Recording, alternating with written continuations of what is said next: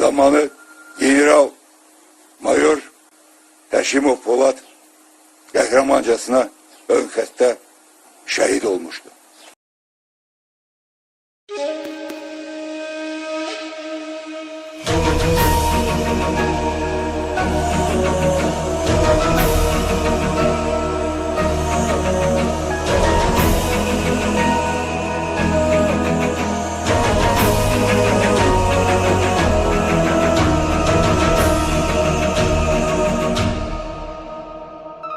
İçindən 14-ünə keçən gecə bu millətin matəmə qərq oldu necə. O zəfərin başlanğıcıydı sadəcə. Hər şey onunla başladı, hər şey Poladla başladı. Ölümünlə qürur duyur oğlan qızın, Cənab General şəhadətmiş alın yazın. Vüqarımdır çiynindəki ay ulduzun, çiğinlerde gelen cansız bedenini millet o gün ayak üstə alqışladı. Her şey seninle başladı, her şey Poladla başladı. Şuşa senin nefesinden alır nefes, vətən oğlu şəhidliyin değil əbəs. Ürəklərdən silinmeyen kəsdir o kəs, bize göre balaların yetim koydu.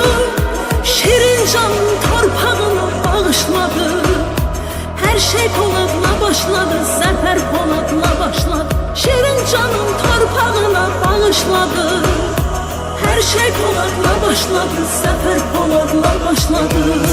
Daha azad oldu doğma yurdumuz, bu işte sonsuzdu sənə borcumuz. 44 gün içinde şanlı ordumuz aldı qisasını Cənab General. Allah'ın izniyle yaydı dünyaya zəfər sədasını Cənab General.